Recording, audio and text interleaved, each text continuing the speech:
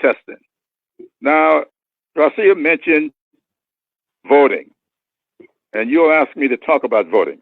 Well, we got $400 million in this legislation, not the one we passed yesterday, but the one we passed before. But that's not enough. Zoe Lofgren has been working on this, and others. Marcia Fudge. We need $1.8 billion in order for us to make sure that voting by mail and other alternatives, online voting, etc., will be available for this next election. Because let me tell you, I've been saying this for a while, and people look at me kind of funny when I say it, but I'm going to say it again because there's something to be said for being north of the promise where I am.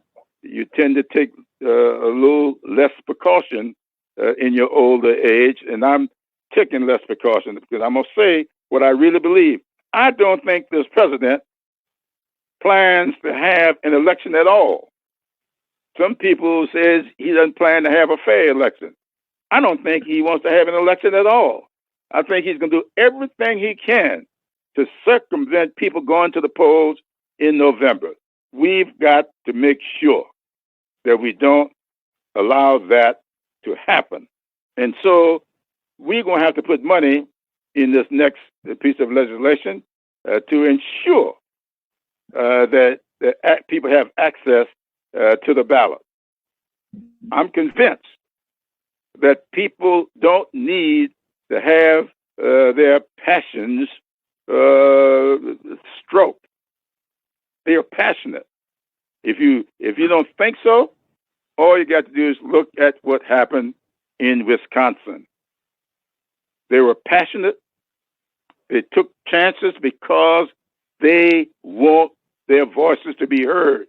And they went out and they voted. And that Supreme Court justice that this president thought that his endorsement was going to deliver, was going to reelect, lost by more than 125,000 votes because people are engaged. We won in Kentucky over an incumbent after this president went out to endorse because people are engaged.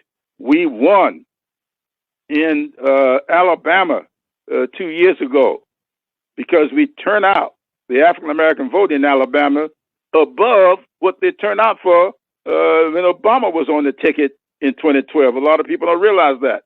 More African-Americans went to the polls against Moore than went in favor of Obama in 2012. People are engaged. What we've got to do is harness that energy.